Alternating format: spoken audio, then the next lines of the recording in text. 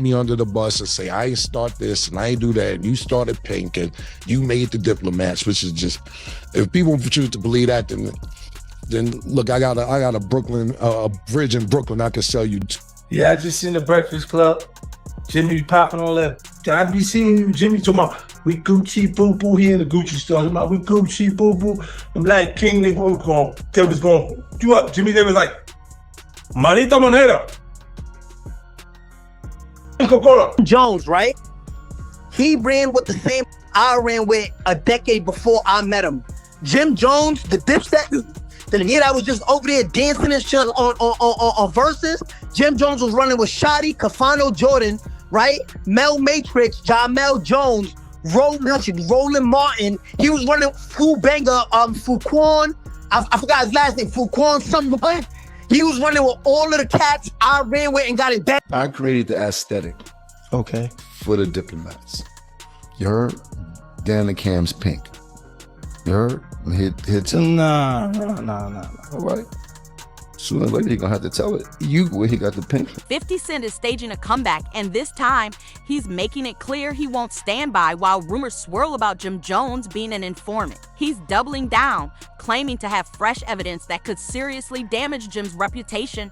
If you've been keeping up with street talk or the gossip blogs, you already know that whispers about Jim Jones being a snitch have been floating around for years. It all ties back to the infamous Tekashi 669 in trial. You might remember when a wiretap surfaced, reportedly capturing Jim talking about how to deal with Tekashi. Despite the seriousness of the conversation and the intense federal investigation into the 9 Trey Bloods, Jim walked away without any charges, no heat, no legal trouble. To the time that raised plenty of eyebrows. How did he avoid consequences after being recorded discussing gang activity? It just didn't sit right with a lot of people, and now those questions are resurfacing in a major way, adding fuel to the fire.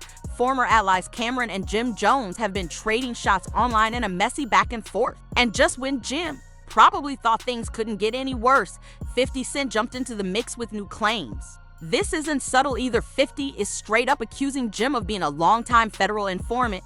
The big question now is, does 50 actually have hard evidence, or is this just another one of his infamous trolling campaigns? And how is Jim Jones handling being put on blast again just when the heat seemed to be cooling off?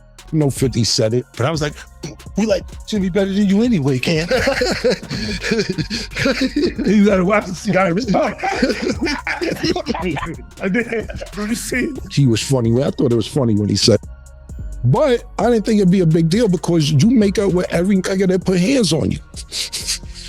But I see the pattern now. If you don't, if they agree to disagree with you and don't want to take it that route because they got some genuine love for you, you keep going on and on. There's tension brewing between Dipset icons Jim Jones and Cameron, and things are getting increasingly complicated. These two have been through nearly everything together: loyalty, betrayal, falling out, and reconnection. Anyone familiar with Dipset from the beginning knows the history is deep. But now, that old friction is resurfacing, and 50 Cent might be pulling strings from the background. The spark, it all went down on Cameron's show, where 50 Cent appeared as a guest. During their conversation, Cam brought up a moment that's clearly been bothering him for years, specifically the time Jim Jones showed up at one of 50 E's concerts during the height of the Dipset vs. G-Unit feud in 2007. Cam also mentioned comments 50 made about that situation. Well, He was your man, like on the side, like on the side, just he was not a rapper at all. Right. So when balling took place, and I'm looking and I'm going, oh, he having a moment. That's the Lloyd Banks. It's Lloyd Banks thing. He wanted that. He was watching them be that, like Mace be that, and Cam be that, and looked at, and it was finally he had one. Mm-hmm. And I just looked, and I knew I just took the shot murder to see, because I wasn't sure he was gonna go for it. Mm-hmm. But I was like, we like Jimmy better than you anyway, Cam. You gotta watch the cigar this time. He did this. I did. Let me see. He like, oh shit, he really like that. It's right there. Give me this. Give me Jim. Yeah, we want you at this show, Jim.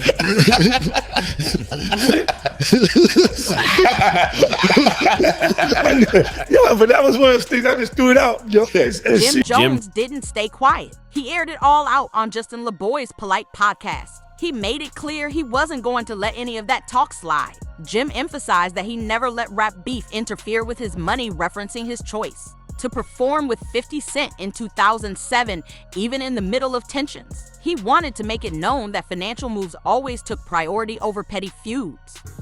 I gotta start really doing shit that's gonna benefit me, because niggas will seem like they won't want to see nobody else win. Right. And I need to win. I gotta win in spirit. I didn't put all this work in for nothing. You dig? I didn't teach myself how to rap for nothing. I didn't jump all on this game to be famous for nothing. I need to capitalize and be just as famous as the most famous, most successful rich person in this game also. I'm now in the game. I still gotta know, like, how did that work? You performing, like, They call me like, yo, you wanna come out and perform at the show? Shit, yeah, I got the hottest record, I'm popping out. And I wish nigga would look at me sideways, think they gonna do anything funny. I'm with all of that. They'll boom this shit up. It'll be nasty in New York. That's how I was living back then. That's what I was on. I wasn't on nobody's friendship. I was in there like a pirate. What's up? What's up? That's how I was. You dig? Like, hope everybody be calm, because y'all know this shit gonna go way left real quick. You dig? I'm here. You feel that? Jim wasn't done. He directly called out both 50 Cent and Cameron, accusing them of trying to damage his reputation. According to Jim, both owe him big favors behind the scenes, and he's been quietly holding things down for them without recognition. He seemed frustrated that his loyalty hasn't been acknowledged. Them niggas be on my dick, right? They got nothing else to think about but Capo. I did a lot for in their life, you heard? Both of them. Pause though, get off of my dick. Yeah. There's only space on there for baby girl, man. Yeah, come on, man. Tugging on my shit like that. Let's be honest, Nas isn't just another rapper. The man is part of hip-hop's foundation. Illmatic is literally studied in universities. His lyricism still keeps even seasoned artists on their toes. And with King's Disease, Nas proved he's not stuck in the past, he's still growing, still dangerous. Meanwhile, Jim's out here talking like he just dropped the Chronic or reinvented the genre. At that point, it wasn't about hip-hop anymore. It was pure ego on full display. Fashion is all about who you are. Like, it's not everybody be fitting in. Object is to stand out. when you and Dipset, is it like got all three coming together to do this shit, or is like one person as the lead is like, nah, well, this what we wearing? No, I created the aesthetic Okay. for the Diplomats. You heard? Dan the Cam's pink. You heard? Hit Nah. All right. Sooner or later, he gonna have to tell it. Where he got the pink from. Then came the boldest claims yet. Jim Jones said he was the original architect of Dipset's entire image. He even stated that the now iconic pink fur coat that became a cultural symbol, that was his idea, and he was the one who first showed it to Cam. Angel and designers. You get what the talking about, man? You are from the Bronx, bro. You are not from Harlem. Why do you keep thinking that you are from Harlem, bro? You are not from Harlem. I did not grow up with you, man. I did not grow up with you. Contrary to what you believe, I did not grow up with you. You are from the Bronx. Did your grandmother live? Did your grandmother live in Harlem? Yes. Did you come see her? Yes. Did I see you time to time? Yes. I did not grow up with you. You talk about dick riding now. That's what this old shit. I would have left you alone. I would have left the old shit alone. But listen, dick riding. Do you remember how we met? Pause. Not met. How you got cool with us? Jim stood by his claim of being behind Dipset's signature style, but naturally, Cameron wasn't going to let that go unchallenged. On his podcast, It Is What It Is, which he co-hosts with Maze, Cam fired back hard. He went beyond a simple response. He outright accused Jim of inventing his role in Dipset's early days, questioning his authenticity. According to Cam, Jim wasn't even from Harlem, as he often claims. Cam stated that they didn't grow up together, weren't childhood friends, and didn't run the streets side by side like some brotherhood from the beginning. That's how you got it. You was so cool. And we was like, yo, Jomo's a nice guy. Mace like, yo, I think I'll teach him how to rap. Mace actually taught you how to rap. Literally. He taught you how to rap. You'll say it. Matter of fact, bring up the clip. Mace helped me learn how to do that. Actually learn how to rap. Mace showed me how to rap. And Mace actually showed me, he was the first person to show me how to rap. Mace actually sat me down and showed me the magic to rap. We taught you how to rap. how you ran the whole organization, how you made Diplomat. Yeah, you ain't made none of this stuff. You was a fan. I put you down. Cam further claimed that Jim only came around after Dipset had already taken shape. He also pushed back on Jim's version of events related to when Maze signed with Bad Boy Records. Cam said that although Jim claimed Maze told him personally, he didn't believe it because by then, Cam was already deep in the music scene. Cam painted a picture of Jim as an outsider during the era when he, Maze, Big L, and Bloodshed formed the influential group Children of the Corn. After ridiculing Jim, Cam zeroed in on another point: Jim's past statements that Maze had taught him how to rap. Cam made it sound like Jim was more of a background figure, someone trying to fit in, which hits hard considering Jim's reputation is largely built on being a street-certified original. Brooklyn rapper Tekashi 6ix9ine pleaded guilty to federal charges, admitting he participated in a violent gang. He also pledged to cooperate with prosecutors. The rapper, whose legal name is Daniel Hernandez, said he joined the 9 Trey Blood Gang in the fall of 2017. He says he helped them try to kill a rival gang member last March.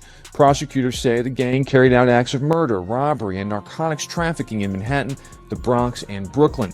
The indictment also said each gang member was required to participate in at least 2 acts of racketeering conspiracy, which could include murder, robbery, extortion, or drug distribution. The plea deal could allow Hernandez leniency at sentencing. He was facing a mandatory 47-year prison sentence. Jim, though, didn't respond with more words. Instead, he made moves. He quietly teased a remix of his Harlem anthem more than just a track.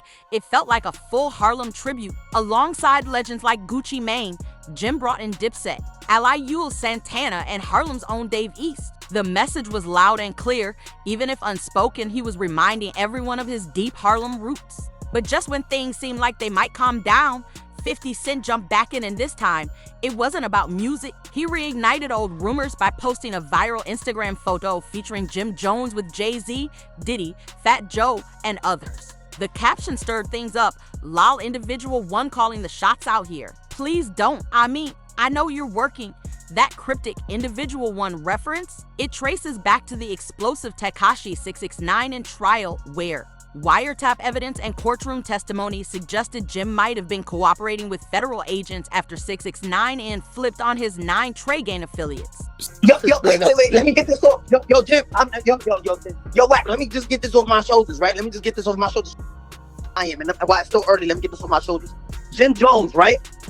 He ran with the same niggas I ran with a decade before I met him.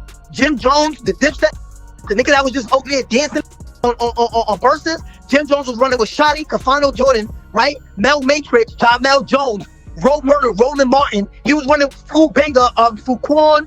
I forgot his last name, Fuquan some shit. He was running with all of the cats I ran with and got his daddy for. You know what Jim Jones did? That nigga did not take care of none of them. Because when I ran, sleeping on the rock, Madison between Tompkins and Troop. Mel Murder was on dates and Marcus Garvey with his baby mother. Jim Jones was caught on wiretap telling John Mel. Jim Jones was caught on